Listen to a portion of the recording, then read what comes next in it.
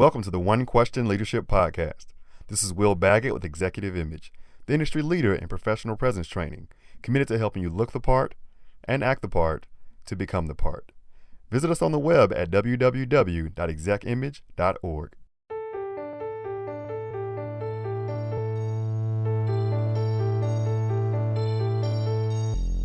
Greetings, this is Ty Brown, and welcome to the One Question Leadership Podcast, where we highlight executive and organizational leadership.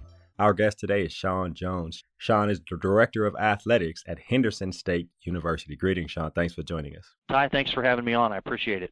Now, Shawn, you've been in a position, we're almost 6 years now in that Director of Athletics position there at Henderson State. You have almost 25 years in the industry. You were in external operations before you got the position in the chair. And this includes time as a play-by-play radio guy. And I guess that goes all the way back to high school, huh? Being on the radio. You know, it was a lot of fun. I had the chance to start that in college and do high school games and work my way up, and eventually do some college games as well. And certainly it's a way to really be involved in the action and be a part of the team, so to speak. And I certainly enjoyed my time as a play-by-play guy. I don't miss the preparation that goes into those games, but certainly it was a lot of fun. I imagine it keeps you in tune with the student athletes too, because you got to know who everybody is, what year they are, what they're doing for commentary, that kind of thing. So, excellent. No doubt about it. And you know, it's one of those deals where you do a basketball game and you see everybody name with number, and with football it's the name, but they're still wearing a helmet, and you need to know the kids off the field and know their stories, and that's one of the great things, about being a play-by-play guy, is the chance, as you mentioned, to get to know the kids and the coaches and really be around it and be immersed in it. And certainly I think that experience has helped me a lot as an athletic director. Yes, sir. Well, the reason I have you on today, recently Henderson State announced that it's merging or becoming a part of the Arkansas State University system. Of course, it'll be the second four-year institution under that umbrella, with Arkansas State University being the initial. And then there are two other two-year colleges under that umbrella. I wonder if you can give us a little bit about what that means to become a part or merge with the Arkansas State University system. Well, prior to this summer, Ty, there were two systems in the state of Arkansas, still are, the University of Arkansas system, the Arkansas State University system, that are comprised each of 2- and 4-year institutions, and then 4 independent schools in the state that are not part of those systems. So we were one of those independent institutions.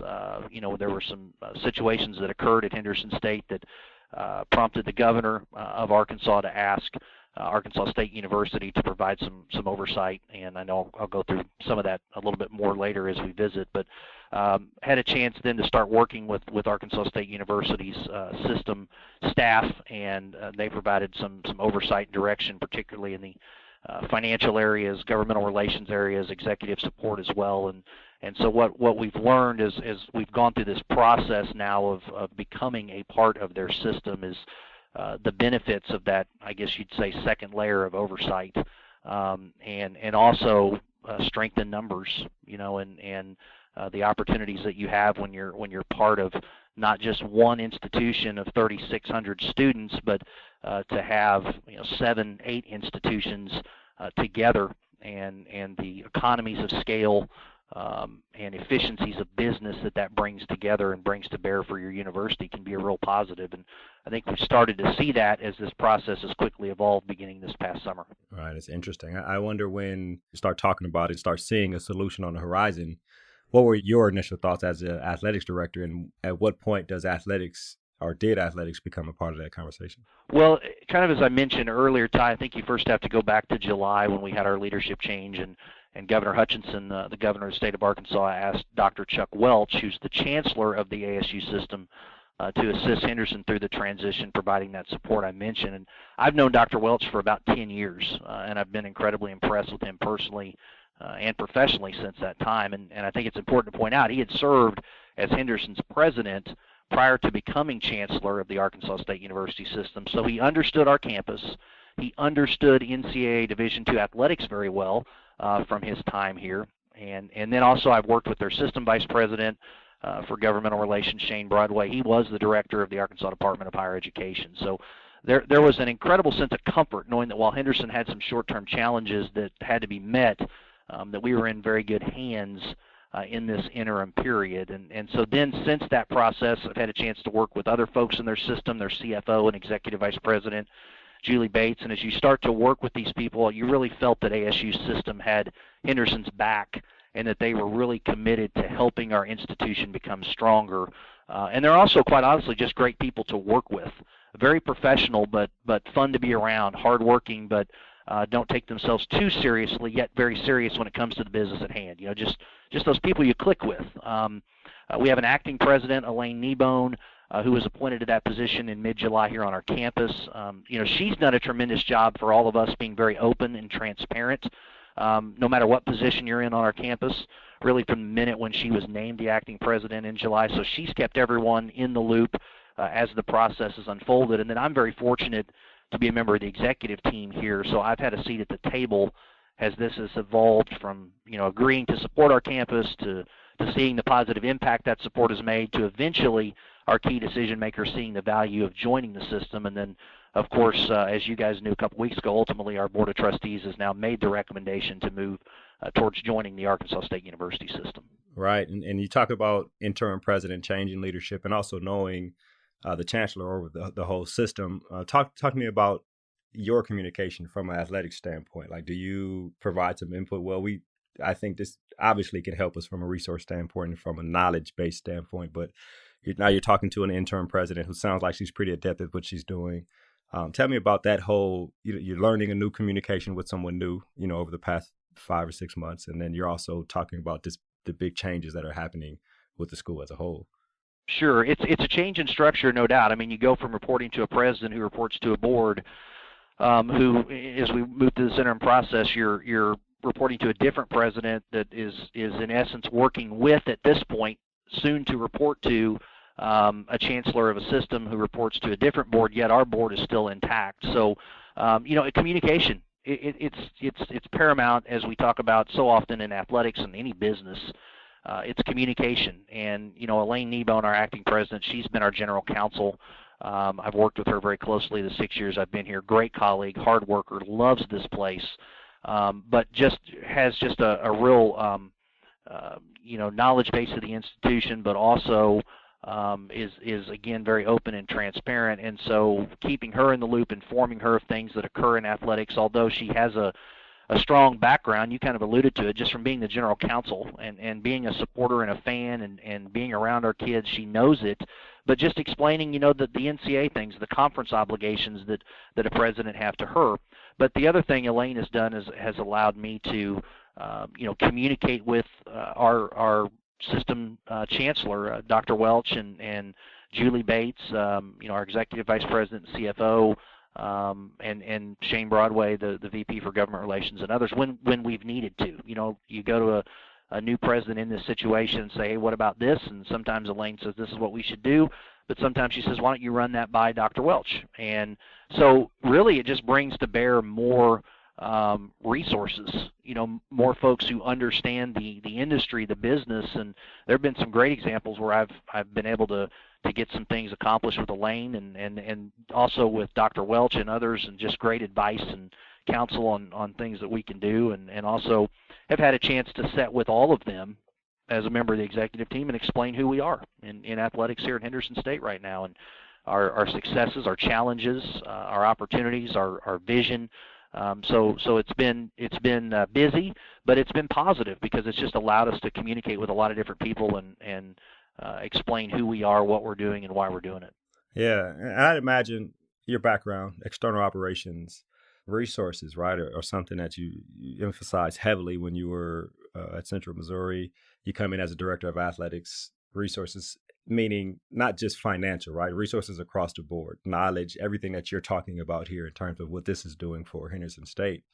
Tell me about the strategic planning aspect of it, right? You had a plan probably going in over the last 4 or 5 years, and now this thing is kind of an inflection point. Tell me how this affects your strategic plan moving forward, or it benefits, challenges you think about as you move forward with this merge.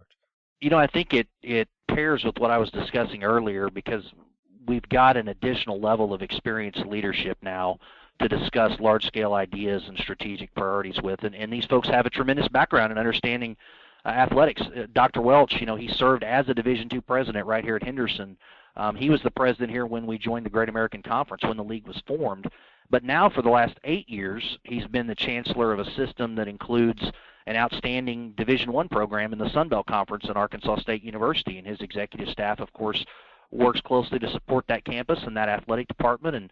And they've done some tremendous things in Jonesboro under the leadership of Terry Mahajer, their AD up there, who's done a tremendous job. So the system isn't so big that they have 9, 10 4-year schools competing in athletics.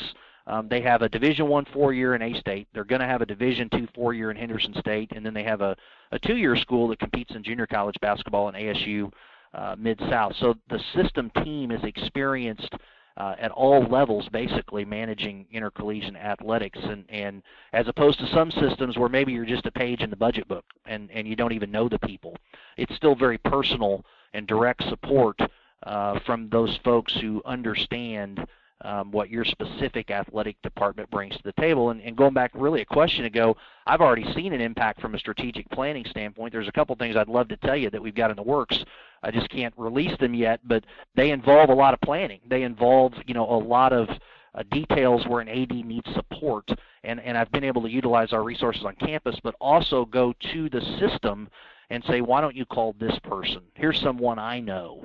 Why don't you bring this person in and talk to them? And it's been huge. And I'm just sitting here going through one of these strategic processes right now, and I'm thinking, man, I sure am glad to have these folks and their experience here to help me, because I've been able to bounce some big things off of them to support our 430 kids and our 14 programs. So I'm grateful to have that. I guess you think about those things as you're thinking about planning.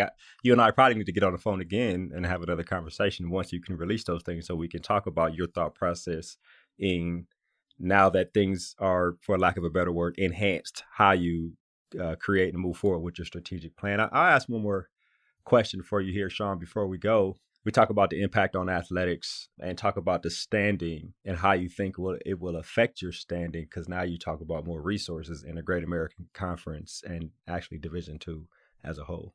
If you look at higher education as a whole, in our case, regional public institutions of higher learning, of which there are 8 of us in the Great American Conference, there's a tremendous value in our mission. We're in the business of transforming lives, changing the trajectory of families' lives for generations to come. I went to a regional public institution, and at this one, we serve many first-generation college students. And oftentimes, regional publics are in underserved educational areas where I believe higher education, is needed the most. But these institutions are often also some of the most financially challenged due to infrastructure needs, fluctuations in enrollment. Some states have gone from state-supported to state-assisted to simply state-named.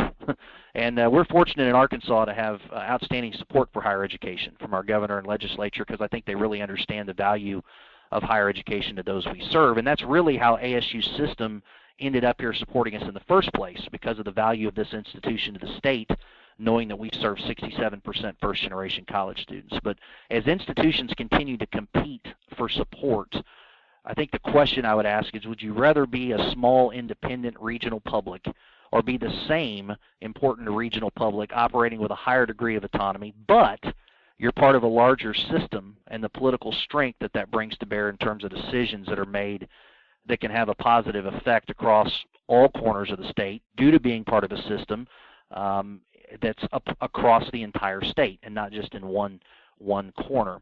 I can tell you from what I can see regarding the future of higher education for institutions like us, I would much rather be first and have the oversight, direction, and strength to be here for another 130 years than I would to be a holdout in what is an ever-challenging landscape. Especially when you consider we're still Henderson State, we're still the Reddies, we still have 430 student athletes competing and learning and growing across 14 sports, and we're joining a system made up of other outstanding institutions across the state serving students under a very talented leadership team that's on the same page. They're hardworking, and they have your institution's best interest in mind. Tai, it's nice when this particular fall, you have a big win, and I've always had those texts, congratulatory texts from campus leadership and from donors and from fans, but now you're getting an extra layer of those. You're getting texts from your colleagues and leaders in the system, and another thing, when you're talking about those needs and those challenges, it's encouraging to have experienced folks, say they understand this and they've been through this, versus maybe folks who haven't. So I think we're very fortunate to be headed in the direction that we're headed in as Henderson State, as Reddy's, and as part of the Arkansas State University system. Yeah, it sounds like, Shawn, that this is just further helping you to further emphasize the mission of the Great American Conference, the mission of NCAA Division II, and of course the mission of Henderson State University. I think you guys will be very successful in this new setup, and I think you're probably the right person to lead them through it. I really appreciate you joining us here on One Question. Tai, thanks so much for having me. I really appreciate what you do to cover college sports and really to bring a lot of important issues to industry leaders. That was Shawn Jones. He's the Director of Athletics at Henderson State University. And of course, this is Tai Brown with One Question. And keep in mind, the role of a leader is to create and maintain an environment that people want to be a part of. And as always, be better tomorrow than you are today.